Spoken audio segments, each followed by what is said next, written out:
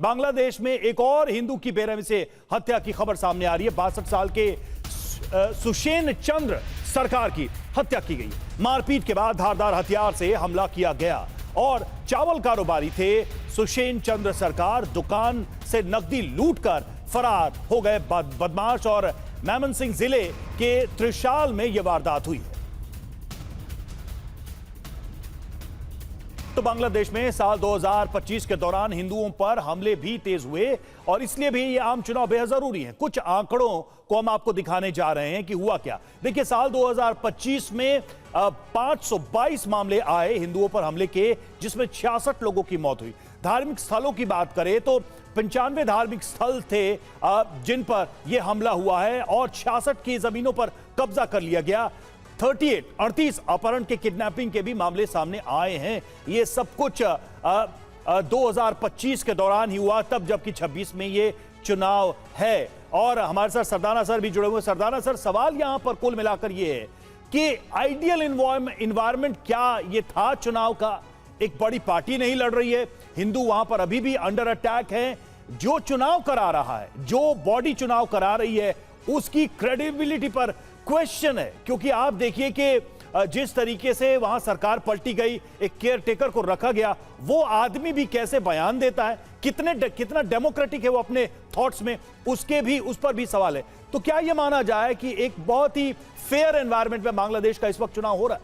देखिए, मेरे हिसाब से फेयर एनवायरनमेंट नहीं है कि अगर कोई 4 टीमों में कोई खेल का मुकाबला भी है तो आप जो सबसे बड़ी टीम है उसको भाग ही नहीं दे रहे। आप कह रहे हैं कि हम क्रिकेट का वर्ल्ड कप करेंगे पर भारत को नहीं खेलने देंगे। तो ये कुछ वैसा ही है कि जो वहां की सबसे बड़ी पॉलिटिकल पार्टी है, जो इतने सालों से वहां पर रूल कर रही थी, आप उनकी जो उनका जो वोटर बेस है, उनकी जो वो है, उनको आप वोट देने का हिस्सा ही नहीं दे रहे, एक विकल्प ही नहीं दे रहे। तो किस तरीके से ये एक फेयर इलेक्शन हो सकता है? इसी का तो जिक्र कर रहे थे अजीम भी कि भाई ये तो इतिहास रहा है, ये तो बांग्लादेश का इतिहास रहा है। कभी बीएनपी को पाकिस्तान का भी इतिहास रहा है, पाकिस्तान का भी रहा है, बिल्कुल रहा है। और उनको वो सही लग रहा है, इसलिए उनको वो जायज लग रहा है। बीएनपी को बैन किया गया, कभी जमाते इस्लामी को बैन किया गया। अवामी लीग का शासन था तो जमाते इस्लामी चुनाव नहीं लड़ पाई। अब दोनों पार्टियां मिलकर चुनाव लड़ रही हैं। चुनाव फ्री और फेयर होगा, इसका दिखावा करने की कोशिश की जा रही है, तो बाहर रखा गया अवामी लीग को। ऐसे ही चलेगा क्या बांग्लादेश? बिल्कुल ऐसे ही। देखिए, ये जो लेकिन भारत के लिए इतना आवश्यक और इतना महत्वपूर्ण क्यों है ये? क्योंकि भारत को एक पीसफुल नेबर चाहिए अपने साथ, ये बहुत जरूरी है। उनके देश में जो भी हो रहा है, भारत का जो बाउंड्री है वो शांतिपूर्ण रहनी चाहिए। भारत को एक पीसफुल नेबर चाहिए, जो चाहे हमारे साथ पाकिस्तान नहीं है लेकिन बांग्लादेश के साथ हमारे रिलेशन अच्छे रहे हैं और अच्छे ही रहने चाहिए। तो हमारे पास भारत का कोई विकल्प नहीं रहता कि जो भी अब आएगा पावर में, हमें उसके साथ अपना नेबरहुड, अपना ट्रेड, अपने बॉर्डर बिल्कुल सेफ रखने हैं। हमें अपने भारत की चिंता करनी है और ना ही कोई वहां पर हिंदुओं पर जो पिछले 1 साल से इतने अत्याचार हो रहे हैं उस पर रोक लगाई जानी चाहिए। अच्छा अजीम, इस पर मैं आपका एक रिएक्शन चाहूंगा, क्योंकि चाहे वो तारिक रहमान हो या फिर जमाते इस्लामी के शफीकुर रहमान हो, दोनों की तरफ से यह कहा गया है कि अगर हमारी सरकार बनती है, हम चुनाव में जीत कर आते हैं, तो हम चाहेंगे कि भारत से अच्छे रिलेशंस रखे जाएं।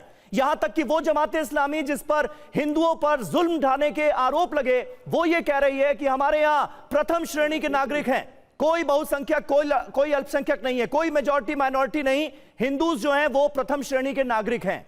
इसे आप कैसे देखते हैं? दोनों ही चाह रहे हैं कि भारत से बेहतर रिश्ते हो।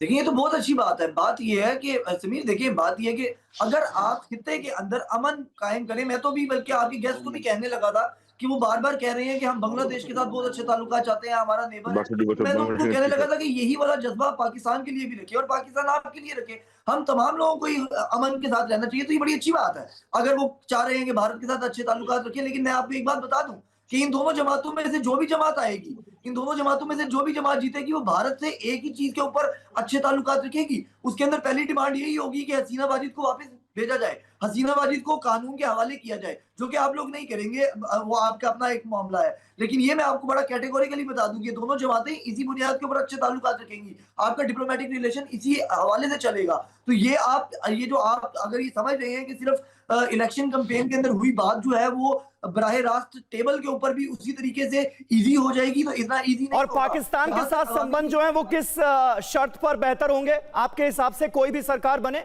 मतलब जो आतंकवाद है उसे खुली छूट दे दी जाए, बांग्लादेश और पाकिस्तान के बीच जो आतंकवादी हैं वो फ्रीली घूमे टहलें, इस शर्त पर रिश्ते बेहतर होंगे बांग्लादेश के पाकिस्तान से? नहीं, देखिए आप ट्विस्ट मत करें समीर, मेरा बड़ा सीधा सा मुद्दा है। क्या बांग्लादेश, भारत, पाकिस्तान अपने अपने लिहाज से सॉवरन कंट्रीज हैं, उनकी अपने लॉज हैं, उनकी अपनी अदालतें हैं, उनके अपने फैसले हैं और हमें उनका एहतराम करना है। बांग्लादेश की सबसे बड़ी अदालत ने हसीना वाजिद को क्रिमिनल डिक्लेयर किया है, वो उनके लिए एक क्रिमिनल है जिनको आपने पनाह दिया है। आपने बांग्लादेश की एक क्रिमिनल को पनाह दी है जिसको आपको वापस करना होगा। ये डिप्लोमेटिक नॉर्म्स है, ये आपको भी पता होना चाहिए, मुझे यानी भी अगर पता आप है, शेख और हसीना के खिलाफ बोल रहे हैं, इस कदर बोल रहे हैं, तो यानी जो कत्लो गारत मची शेख हसीना के तख्ता पलट के बाद, जिन लोगों ने कत्लो गारत की, आप उसको सपोर्ट कर रहे हैं, पाकिस्तान उसे सपोर्ट कर रहा है, ये मान लें हम? देखिए, हसीना वाजिद के कहने पर, हसीना वाजिद के ऑर्डर के ऊपर स्टूडेंट्स को गोलियां मारी गई, आप उसको सपोर्ट कर रहे हैं। और उसके बाद जो कत्लो गारत हुई उसको दरकिनार कर देंगे आप, क्योंकि वो आपको सूट नहीं बिल्कुल नहीं करेगा? कर रहा भाई, मैं बिल्कुल नहीं कर रहा, मैं कंडेम कर रहा हूं। ठीक है, मैं कंडेम कर रहा हूं, लेकिन आप कंडेम नहीं करते हैं। आप हसीना वाजिद के उन ऑर्डर्स को कंडेम नहीं कर रहे जिसके चक्कर में हजारों तुलबा जो है वो मारे गए, सैकड़ों लोगों को रोड पे गोली मारी गई, आप उसको कंडेम नहीं कर रहे, मैं तो कंडेम कर रहा हूं। ठीक है।